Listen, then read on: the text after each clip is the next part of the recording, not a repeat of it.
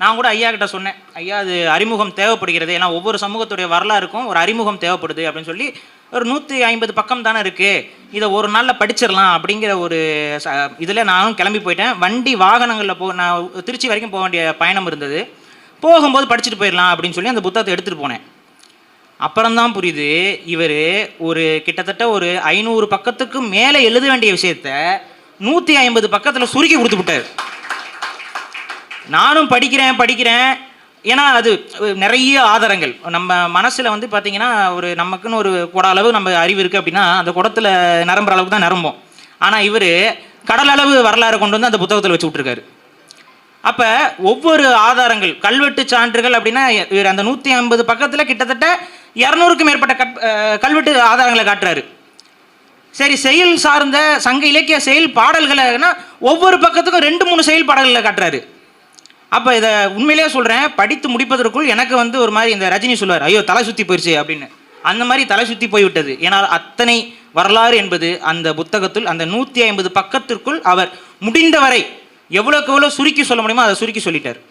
இல்லை இன்னொன்று கவனிக்கத்தக்க ஒரு விஷயம் என்னென்னா, இல்லை இன்னும் அதுக்கு முன்னாடி வந்து இங்கே வந்திருக்கக்கூடிய எல்லாருக்கும் வணக்கத்தை தெரிவித்துக் கொள்கிறேன். அதில் மிக முக்கியமாக ஐயா வினோத் அவர்கள் தெரியும், ஆதித்தமிழர் அப்படிங்கிற இயக்கத்தில் தொடர்ச்சியாக நான் வந்து இந்த தமிழ் தேசிய அரசியலுக்குள்ளே நுழையிற காலகட்டத்திலேருந்து ஐயாவை பார்த்து கொண்டிருக்கிறேன். தொடர்ச்சியாக பல போராட்டங்கள், அது வந்து ஒரு சமூகத்திற்கான போராட்டங்கள் மட்டுமல்ல, ஒட்டுமொத்த தமிழ் தேசிய அரசியலுக்கான போராட்டத்திலையும் தன்னை தொடர்ச்சியாக ஆட்படுத்தி கொண்டவர். ஐயா ஏர்போர்ட் மூர்த்தி ஐயா வந்திருக்கிறாரு. உங்களுக்கே தெரியும், அவரும் காமாட்சி நாயுடுன்னு ஒருத்தர் இருக்கார். அவங்களுக்கு நடுவில் நடக்கக்கூடிய அந்த உரையாடலை வந்து ஹெட்செட்டை போட்டு கேட்பேன். நான் வெளிப்படையாக கேட்க முடியாமல் ஹெட்செட்டை போட்டு கேட்பேன். நடுவில் டைமிங்கில் அப்படியே ஒரு நகைச்சுவை அடிச்சுட்டு போயிட்டே இருப்பார். ஐயா வந்திருக்காரு. அம்மா குயிலி நாச்சியார் அவர்கள் வந்திருக்கிறார்கள். தமிழ் தேசிய பயணத்தில் ஒரு பெரிய கட்சியில் பயணப்பட்டு அதற்கப்புறம் வெளியில் வந்தும் அவர்கள் தொடர்ச்சியாக தமிழ் தேசிய அரசியலுக்காக தான் நாங்கள் இங்கே வந்தோங்கிறதுக்காக தொடர்ச்சியான தமிழ் தேசிய பயணத்தை வந்து காட்டுறாங்க. ஐயா ராசாகிருஷ்ணன் அவர்கள் வந்திருக்கிறாரு. சாரங்கபாணி ஐயா வந்திருக்கிறாங்க. எல்லாருமே என்னை விட அனுபவத்தில், வயதில், கொள்கை பிடிப்பில் எல்லாத்தை விட மூத்தவர்களாக இருக்கிறார்கள். இவர்களுக்கு மத்தியில் நம்ம பேசுவதற்கு ஒரு பெரும் பாக்கியம் நமக்கு இருக்குது. அந்த அடிப்படையில் நம்ம தொடங்குகிறோம். இன்னும் நமக்கு எல்லாருமே வேண்டப்பட்டவர்கள் தான். யாராவது பெயர்கள் விடுபட்டு போயிருந்தால் மன்னித்துக் கொள்ளுங்கள். அடுத்த கூட்டத்தில் நம்ம கண்டிப்பாக பேசிடுவோம். இப்போ அடிப்படையில் இந்த புத்தகத்துடைய, நான் இப்போ பேசும்போது நான் கவனிச்சிட்டே வந்தேன், நிறைய பேர் புத்தகத்தை பற்றி ஃபுல்லாக பேசிட்டா நமக்கு வேறு எதை பேசுறது அப்படிங்கிற ஒரு சந்தேகம் இருந்தது. நல்ல வேலை நிறைய பேர் புத்தகத்துக்குள்ளே போல் ஸ்பாய்லர்ஸை விட்டுறக்கூடாது, அதாவது ஒரு படம் வரும்பொழுது ஸ்பாய்லர் வந்துடக்கூடாதும்பாங்க. அந்த படத்தை பார்த்து நான்லாம் விடமாட்டேன். அப்படி அந்த புக்கில் இருக்கிறது என்னென்ன இருக்கோ எனக்கு புரிந்த அத்தனையும் நான் நீங்கள் பதிவு செய்யணும்னு ஒரு முடிவுக்கு வந்துட்டேன். சொல்லிட்டு தான் போகிறது.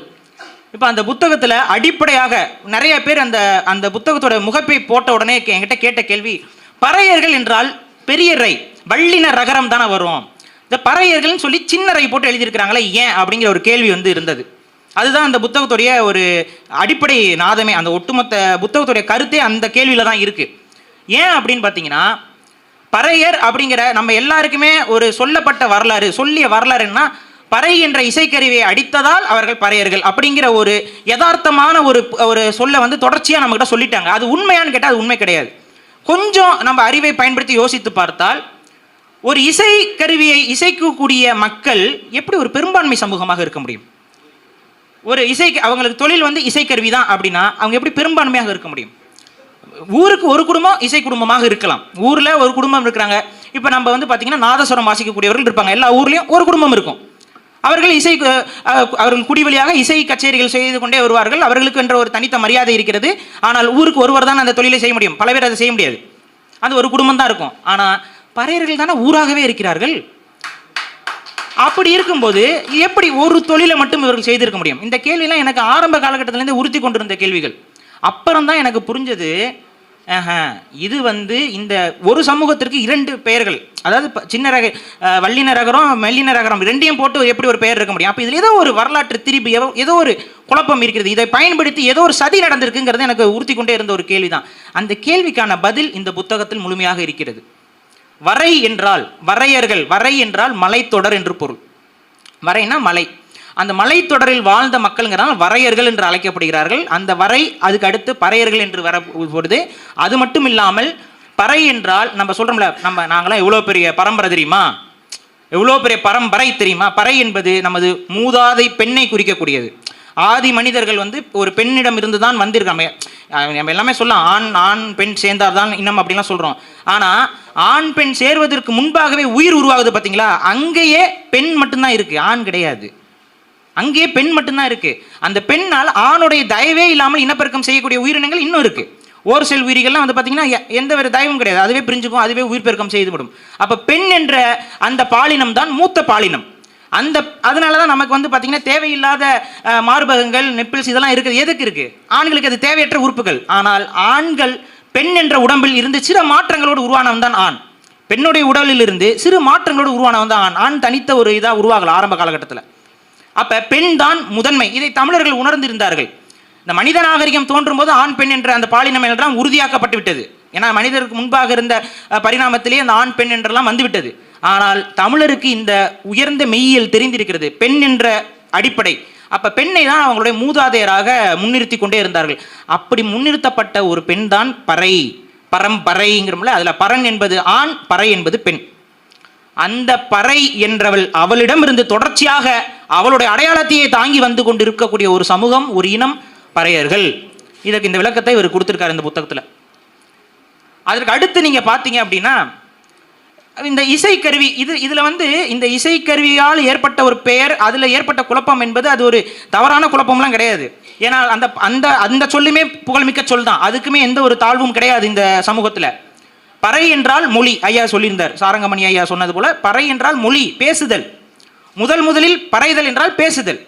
அப்ப முதலில் பேசியவர்கள் யார் அப்படின்னா அந்த அடையாளத்தோடு இருக்கிறார்கள் பறையர்கள். அது நாகர் அப்படின்னு சொல்லுவோம். இப்போ கூட பா ரஞ்சித் அவர்கள் படத்தில் வந்து பார்த்தீங்கன்னா நாகர்னு சொல்லி காமிச்சிருக்காரு.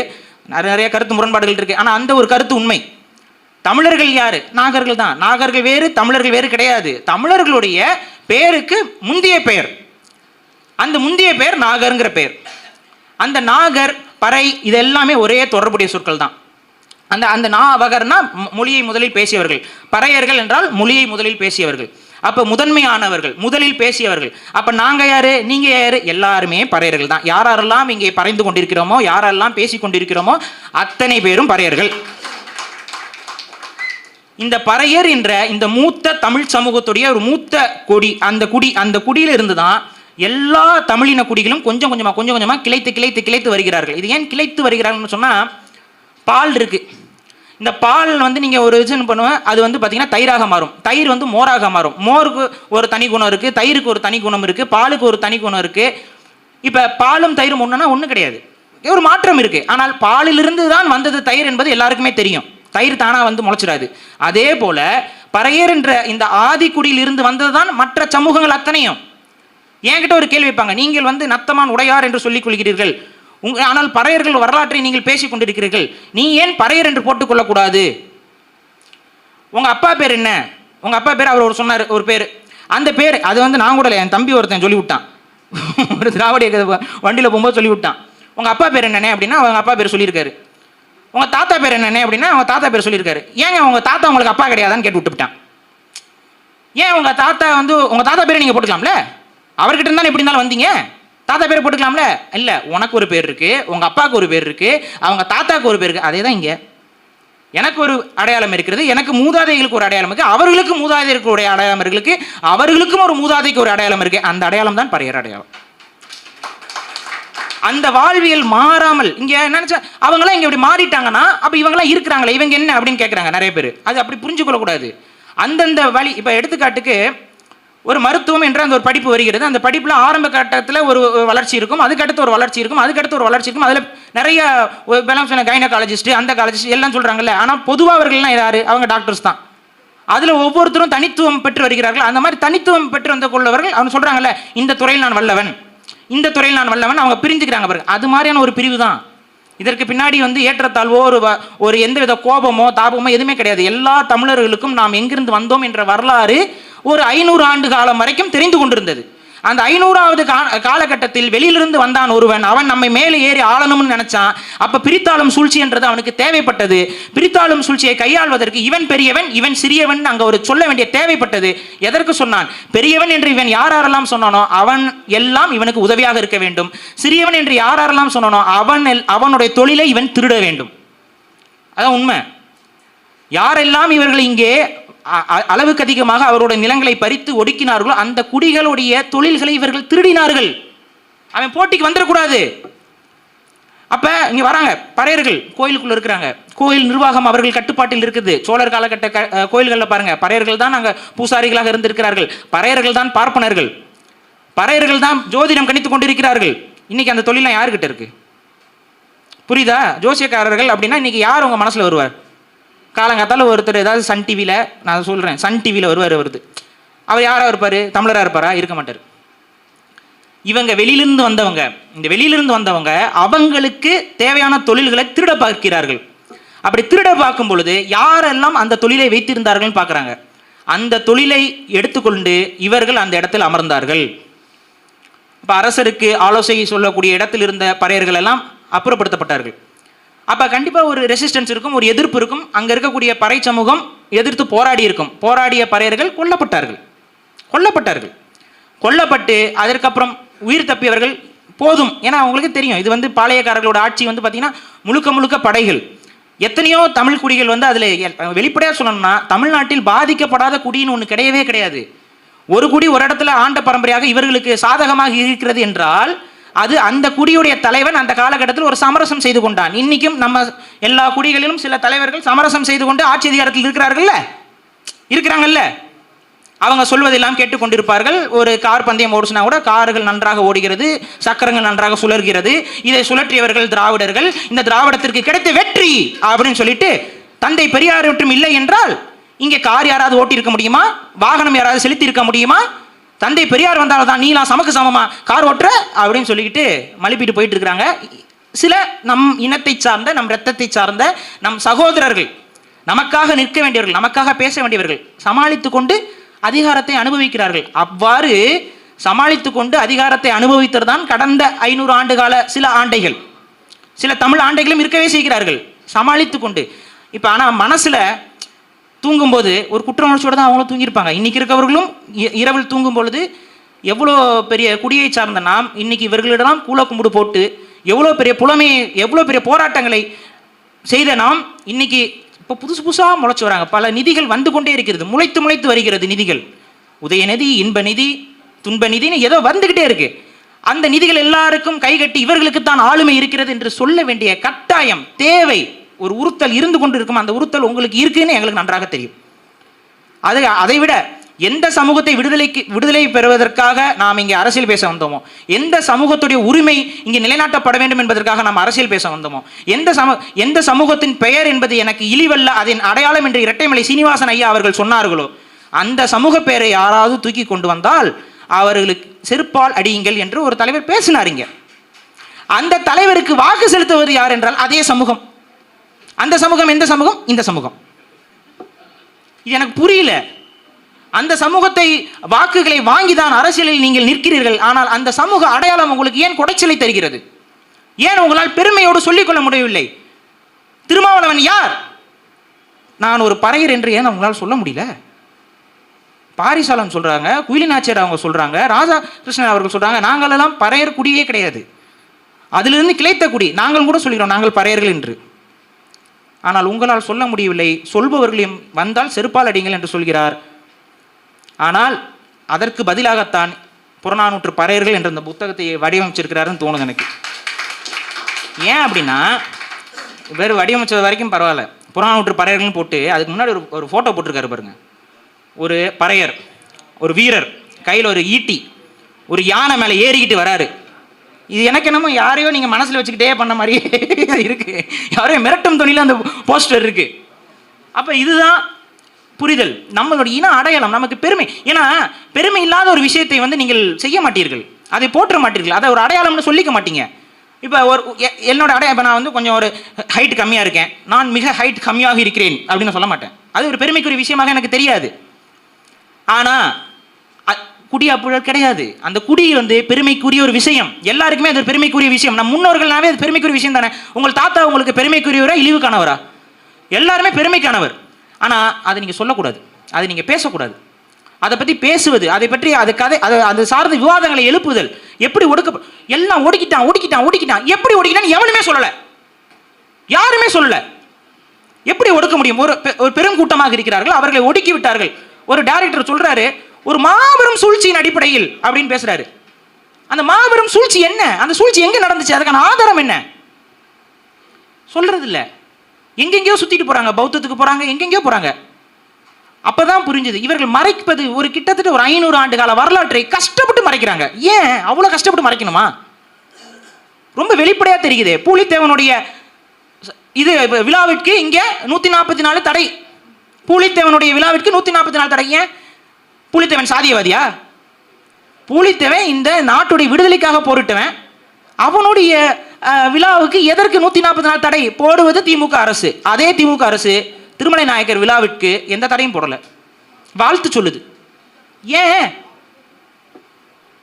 வீரத்தோடு இருக்கக்கூடிய பூலித்தேவன் அன்னைக்கு ஒரு 6 பேக் பாடியோடு இருக்கக்கூடிய பூலித்தேவனுடைய விழாவிற்கு நீங்கள் தடை போட்டுவிட்டு தொப்பை நாயக்கருடைய விழாவிற்கு நீங்கள் அனுமதி கொடுக்கிறீர்கள் என்றால் என்ன காரணம்? யாருக்கான அரசு இது?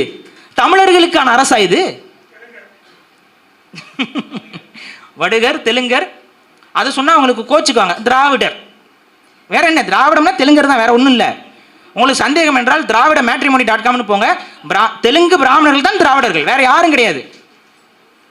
அதனால தான் இப்போ நீங்கள் யோசிக்கலாம், சில திராவிட இயக்க தோழர்கள்லாம் பிராமண எதிர்ப்பு பேசுவாங்க. அது ஆண்களுக்கு மட்டும்தான், பிராமண ஆண்களுக்கு மட்டும்தான் எதிர்ப்பு. பிராமண பெண்களுக்கு என்றைக்குமே எதிர்ப்பு கிடையாது. அவங்க குடும்பங்களுக்குள்ள பிராமண பெண்களோடு தான் அவங்க வந்து சாதியை ஒழிப்பார்கள்.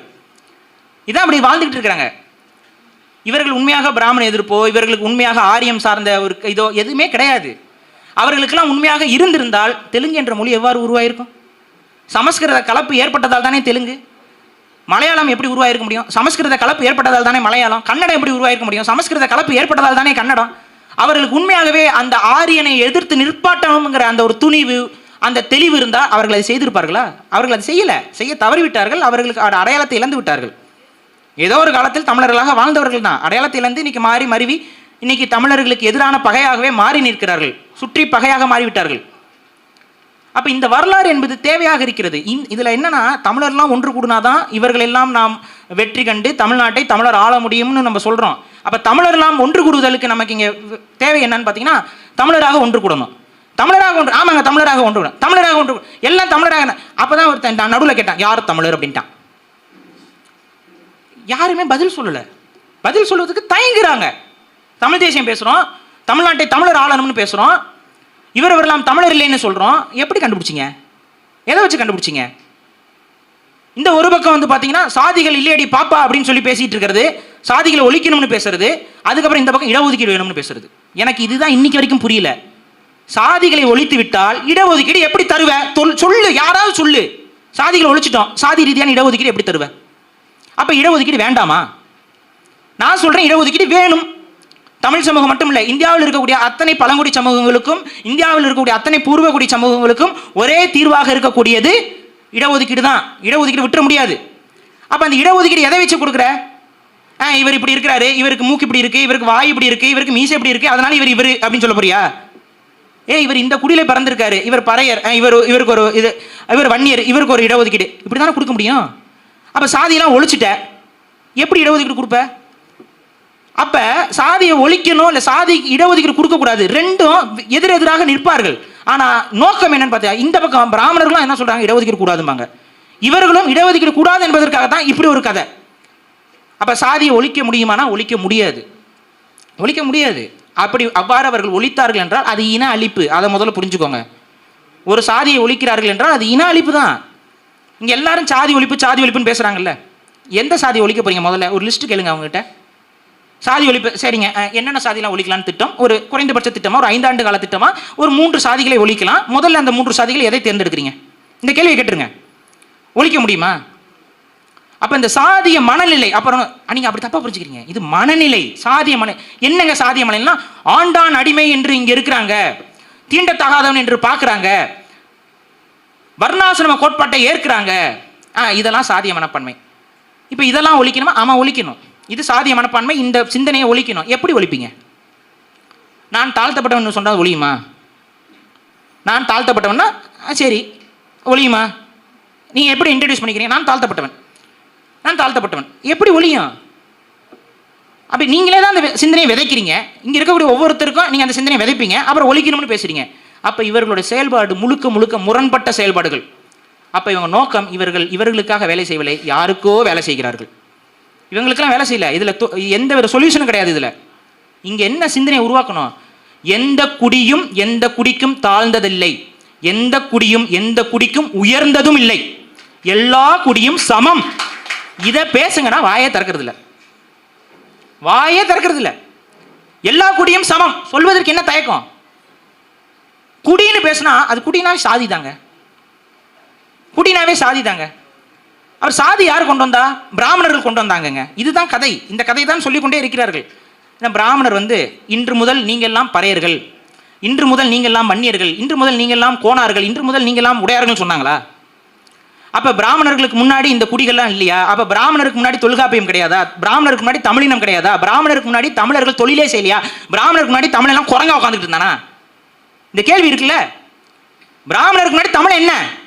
பிராமணன் வந்தான் கிட்டத்தட்ட 2000 ஆண்டுகளுக்கு இல்லை 3000 ஆண்டுகளுக்கு முந்தைய காலகட்டத்தில் பிராமணன் ஆரியனாக வந்தான். அதில் மாற்றுக்கிறது கிடையாது. இன்னைக்கு மரபு ரீதியாக மைட்டோகாண்ட்ரியல் டிஎன்ஏ மூலியமாக அவர்கள் வந்தவர்கள் என்பது உறுதியாக்கப்பட்டு விட்டது. மாற்றுக்கிறது இல்லை. It's not a theory, it's a fact. ஆனால் அந்த பிராமணர்கள் வந்ததற்கு பின்னாடி தான் குடிகள் உருவானதா? சரி, பிராமணர்கள் செல்லாத இடங்களில் குடிகள் உருவாகலையா? இந்தோனேஷியாவில் இல்லையா? பிராமணர்கள் இல்லாத ஆஸ்திரேலியாவில் குடிகள் உருவாகலையா? பிராமணரே போகாத வட அமெரிக்காவில் குடிகள் இல்லையா? எல்லா உலகத்தில் மனிதன் எங்கிருந்தாலும் எங்கெல்லாம் மனிதன் வேட்டையாடணும், என்னைக்கு ஒரு பசிக்குது எனக்கு, நான் போய் ஒரு மானை வேட்டையாட போறேன், என்னைக்கு அவன் வில்லையோ வேலையோ தூக்குனாலும் அன்னைக்கே அவன் வேட்டுவ குடி ஆயிட்டான். அவன் வேட்டுவ குடி தான். மொழி மாறலாம், ஆனால் எல்லா பக்கம் வேட்டுவ குடிகள் இருந்தது. குடி உருவாகி விட்டது. குடி என்பது தொழில் வழியாக மனித நாகரிகத்துடைய ஒரு வளர்ச்சி. இது ஒரு ஹிஸ்டரி, இது ஒரு அட்ரஸ், நமக்கான ஒரு அட்ரஸ், முகவரி. அதற்காக இதில் பெருமைப்படுவதற்கு ஒன்றுமில்லை. இதில் வரலாற்றை தெரிந்து கொள்வதுதான். ஏன்னா உன்னுடைய வரலாறை நாம் இழந்தோம் என்றால் நமக்கான அரசியலை நம்ம உணர முடியாது. அப்போ அந்த இடைப்பட்ட காலகட்டத்தில் இங்கே உள்ள வந்தவர்கள் வராங்க. எல்லா தமிழனும் பெரிய அளவில் பணம் படைத்தவனாக இருக்கிறான், பொருளாதாரம் படைத்தவனாக இருக்கிறான். நமக்குள்ள சில சண்டைகள் ஏற்படுது. பாண்டியர்களுக்கு நடுவில் ஒரு அண்ணனுக்கும் தம்பிக்கும், வீரபாண்டியனுக்கும் சுந்தரபாண்டியனுக்கும் சண்டை நடந்தது. ஒரு வலுவற்ற ஒரு சூழல் தமிழகத்தில் நிலவியது. இதுதான் சான்ஸ் என்று வந்தார்கள். அவர்கள் நம்மை காக்க வரவில்லை, நம்மை பாதுகாக்க வரவில்லை, சனாதனத்தை காக்க வந்தோம் என்றெல்லாம் அது பொய்கள், கட்டுக்கதைகள். அதெல்லாம் யாரும் நம்ப தேவையில்லை. சனாதனத்தை காக்கணும், இஸ்லாமிய படையெடுப்பை எதிர்த்து அது இஸ்லாமியர்களிடமும் தமிழ்நாட்டை காப்பாற்றுறதுக்காக தான் வந்தோம் அப்படின்னா, அன்னைக்கு என்ன இஸ்லாமிய ஃப்ளைட் பிடிச்சா வந்தான் தமிழ்நாட்டுக்கு? இவன் ஊரை தாண்டி தான் வந்தான். போற வழியில கேட்டப்ப தமிழ்நாடு எங்க இருக்குன்னா அக்கறை உண்டுன்னு சொல்லிட்டு இவன் போய் கொள்ளையடிச்சிட்டு போனா அடுத்த நிமிஷம் உள்ள வந்துட்டான். ஏன்னா அந்த நேரத்தில் ஒரு படை அடிச்சு நம்ம வீழ்ச்சி அடைச்சிருக்கோம் அப்படின்னா, வீழ்ந்திருக்கோம் அப்படின்னா படைபலம் குறைஞ்சிருக்கும், குழப்ப நிலை இருக்கும். அந்த குழப்ப நிலையை தங்களுக்கு சாதகமாக பயன்படுத்தி கொண்டு தமிழகத்திற்கு வந்தார்கள். இஸ்லாமிய படையெடுப்பு நடந்தது, வந்தார்கள், கொள்ளையடித்தார்கள், சென்றார்கள். ஒரு 40 ஆண்டு காலம் மட்டுமே இஸ்லாமிய ஆட்சி என்பது தமிழகத்தில் நிலை பெற்று இருந்தது. மற்றபடி அடுத்த 500 ஆண்டுகள் தொடர்ச்சியாக வடுகர்கள் தெலுங்கர்களுடைய ஆட்சி தான் தமிழ் மண்ணில் நடந்தது. அந்த வடுகர்கள் தெலுங்கர்கள் ஆட்சி தமிழர்களுடைய உழைக்கக்கூடிய மக்கள் யாரெல்லாம் தமிழர்களுக்காக உழைத்து கொண்டிருந்தார்களோ, அவர் உழைப்பு என்பது யாரிடம் இருந்ததோ அவர்களை எல்லாம் அடிமையாக்கினார்கள். யாரெல்லாம் பகைக்க கூடாதுன்னு அவனுக்கு ஒரு விஷயம் இருக்கும்ல, இவனை பகைக்கக்கூடாது, இவனை பகைக்கக்கூடாது. ஏன்னா எங்கெங்கெல்லாம் கன்சால்டேட்டாக மக்கள் வாழ்றாங்களோ, அது ஒரு பெருங்கூட்டமாக ஒரே பகுதியில் மக்கள் வாழ்கிறார் என்றால் அவர்களை எல்லாம் அழிப்பது, அவர்களை ஒடுக்குவதுங்கிறது கொஞ்சம் கஷ்டமாக இருக்கும். அப்போ அவங்களெல்லாம் அவன் நண்பராக எப்படி பயன்படுத்திக் கொள்வது? உனக்கு நான் இதெல்லாம் செஞ்சிடறேன், என் கூட சண்டைக்கு போடாத. அதுலேயும் சில தலைவர்கள் அவர்களை எதிர்த்து போரிட்டார்கள். அவர்களை வீழ்த்தி விட்டு அங்கே ஒரு துரோகி இருக்க தானே செய்வான், எவனா ஒரு துரோகி இருப்பான், அவனை கூப்பிட்டு வச்சு அவனுக்கு பதவிகளை கொடுத்து நமக்குள்ள சண்டை வேண்டாம், இதோட நிப்பாட்டிக்குவோம், எனக்கு கட்டுப்பட்டு நீரு அப்படிங்கிற ஒரு ஒப்பந்தம் என்பது நடந்து கொண்டது. அவ்வாறு ஒப்பந்தங்கள் ஒரு சில குடிகள் அவர்களுடைய தலைவர்கள் செய்து கொண்டார்கள். அதன் மூலமாக அவர்களுடைய சமூகம் என்பது பெரிய அளவு ஒடுக்கப்படவில்லை. ஆனால் அவர்களும் ஒடுக்கப்பட்டார்கள். வேறு இடங்கள்ல ஒரு பகுதியில் அவர்கள் ஒடுக்கப்படாமல் இருக்கலாம், வேறொரு பகுதியில் அவர்கள் ஒடுக்கப்பட்டிருப்பார்கள். பகுதி சார்ந்த ஒடுக்குமுறை என்பது இருந்தது தமிழ்நாட்டில். வட தமிழகத்தில் இருக்கக்கூடிய ஒரு சில மக்கள் இங்கே ஆண்டை குடிகளாக இருப்பார்கள். அவர்களே தென் தமிழகத்துக்கு பார்க்கும் பொழுது அவர்கள் அடிமை குடிகளாக இருப்பார்கள். ஏன்னா பிரித்தாளும் சூழ்ச்சி என்பது அவ்வாறு தான் இருந்து கொண்டிருந்தது. அப்போ இவங்க எல்லாத்தையும் ஒடுக்குறாங்க. ஒடுக்கிட்டு அவங்க என்னென்ன தொழிலாம் பார்க்குறாங்க, நெசவாளர்கள் பார்க்குறாங்க. இப்போ ஐயா சொல்லும் பொழுது சொன்னார், நெசவு பறையர்களை பற்றி குறிப்பு இந்த புத்தகத்தில் இருக்குது. எனக்கு அது புதிய செய்தி. பறையர்கள் நெசவாளர்களாக இருந்தார்கள் என்பது எனக்கு தெரியாமல் தான் இருந்தது. பறையர்களில் நெசவு பறையர்கள் இருந்தாங்க. உழவு பறையர்கள் பற்றி நம்ம படிச்சிருப்போம். விவசாய குடிகளாக உழவு பறையர்கள் இருந்தாங்க. தங்களான் பறையர் நம்ம இப்போ எல்லாருக்குமே தெரிஞ்சிருக்கோம். ரஞ்சித் அவர்கள் அதை படம் எடுத்து காமிச்சிட்டாரு. அரிப்பறையர்கள் நம்ம கேள்விப்பட்டிருப்போம். ஆனால் நெசவு தொழிலிலும் பறையர்கள் இருந்திருக்கிறார்கள். அப்போ இவங்க எல்லா தொழிலும் இருந்திருக்கக்கூடிய ஒரு தொழில் வழி குலங்களாக எல்லா தொழிலும் தங்களை தகவமைத்துக் கொண்டிருந்த குடியாகத்தான் பறையர்கள் இருந்திருக்கிறாங்க. நெசவாளர்கள் கொஞ்சம் கொஞ்சமாக ஒடுக்கப்பட்டார்கள். இங்கே நெசவாளர்கள் இருக்கும் பொழுதே எதற்கு சௌராஷ்டிரர்களை கொண்டு வரணும்? இங்கே ஆடை தொழில் இருக்குது, ஆடை உற்பத்தி செய்யக்கூடிய விஷயம் என்பது நடந்து கொண்டிருக்கிறது. ஒரு ஃபாரின் இன்வெஸ்ட்மெண்ட் தானே. இன்றைக்கி சொல்கிறோம்ல, உள்நாட்டு உற்பத்தியாளர்கள் இருக்கும்போது வெளிநாட்டுக்காரங்க கூட இன்வெஸ்ட்மெண்ட் பண்ண விடுறதுனா என்ன? அந்த உள்நாட்டுக்காரர்களோட உற்பத்தியை தடை செய்வதற்கு ஈக்குவல் தானே அது. அதான் நடந்திருக்கு. நெசவாளர்களுடைய தொழிலை முடக்குகிறார்கள். ஜோசியம், ஜாதகம் இதெல்லாம் பறையர்கள், பண்டாரர்கள், வள்ளுவ சாதுக்கள் இவங்கெல்லாம் செய்து கொண்டிருந்தது எல்லாத்தையும் ஓரம் கட்டி விடுறார்கள். நம்ம கோயில்கள், பண்டாரர்களிடம் இருந்த கோயில்கள் பறிக்கப்படுகிறது, பறையர்களிடம் இருந்த கோயில்கள் பறிக்கப்படுகிறது, பல கோயில்கள் அவர்கள் எடுத்துக்கொள்கிறார்கள். அதெல்லாம் எல்லாமே அதிகாரத்தை பயன்படுத்தி, ஆயுதத்தை பயன்படுத்தி. இன்னைக்கு கழுத்தில் கத்தி வச்சு ஒருத்தர் மிரட்டுறான் அப்படின்னா அது எத்தகையதோ அத்தகைய போக்கத்தான் அவர்கள் கடைபிடித்தார்கள். கடைசியில் என்னாச்சு?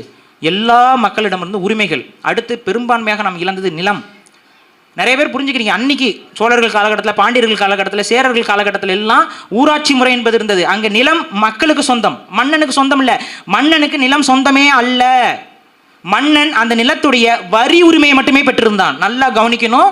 தமிழ் மன்னர்கள் நில உடைமையாளர்களாக இருந்ததல்ல, அவர்கள் வரி பெறக்கூடிய உரிமையை மட்டுமே பெற்றிருந்தார்கள். அந்த வரியை கலெக்ட் பண்ணுறது, அந்த வரி இவருக்கு கொடு, அந்த வரி அவருக்கு கொடுன்னு தான் சொல்லுவார்.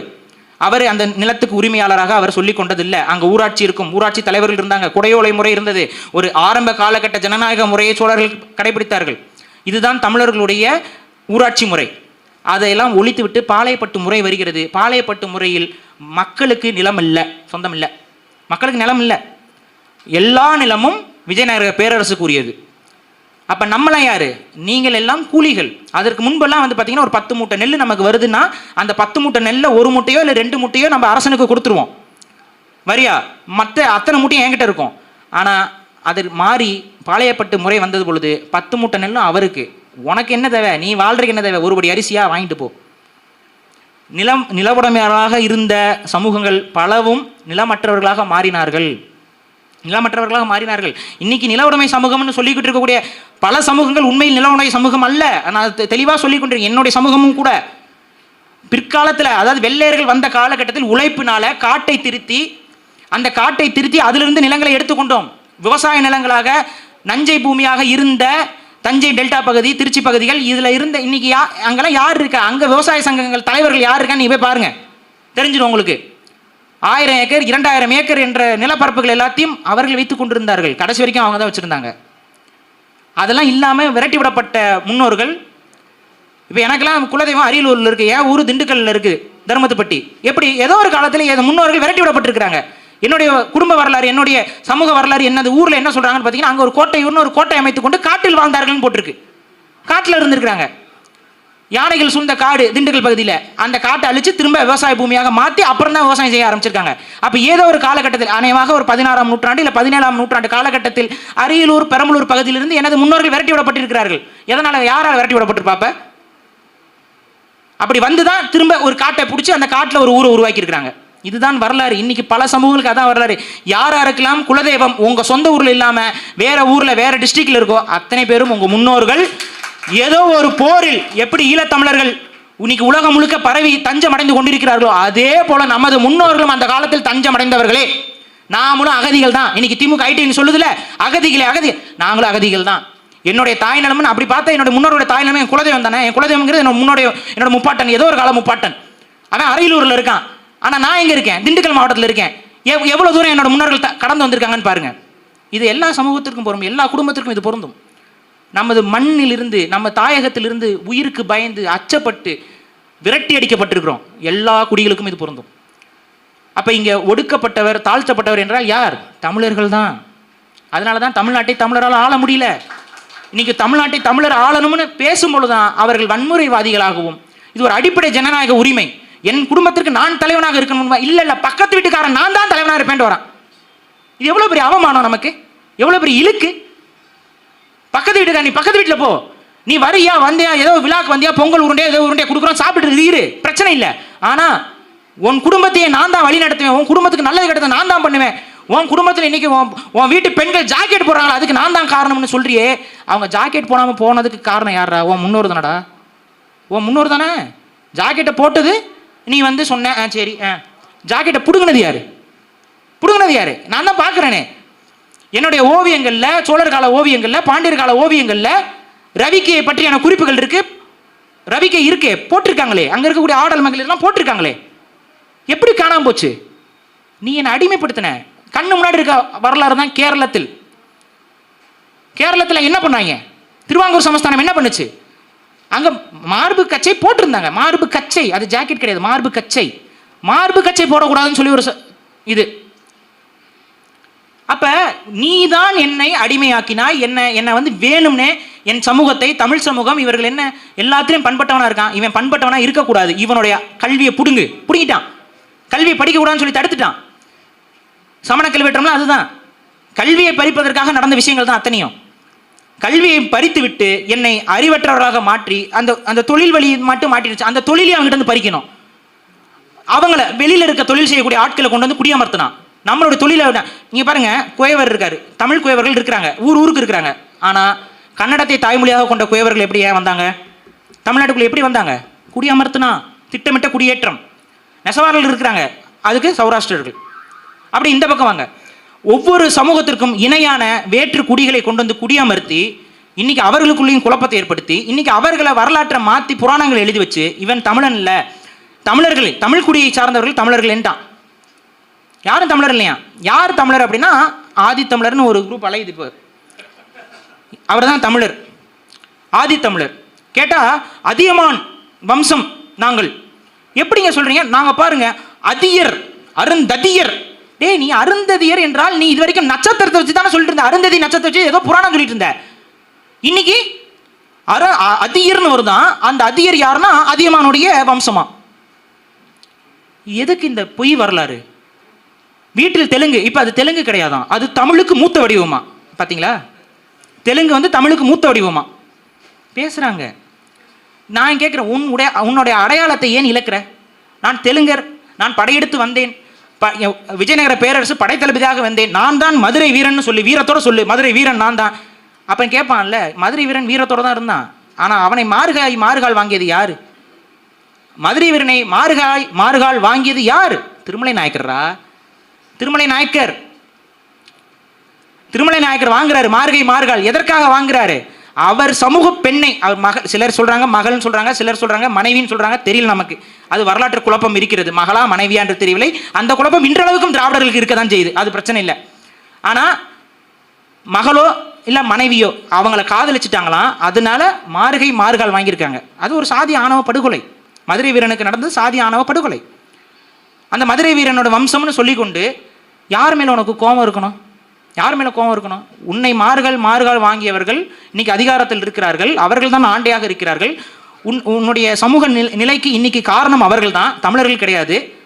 அப்படி இருக்கும்போது கோபம் உனக்கு அவர்கள் மீது இருக்கணும். அதை விட்டுவிட்டு தமிழர் எல்லாம் சமம், எல்லா குடிகளும் சமம்னு சொல்லக்கூடிய எங்கள் மீது உங்களுக்கு கோபம் வருகிறது என்றால் நீங்கள் இங்கே ஏற்றத்தாழ்வு இதெல்லாம் உங்களுக்கு பிரச்சனை கிடையாது. உங்களுக்கு பிரச்சனை தமிழர் வெர்சஸ் தெலுங்கருங்கிறது தான்.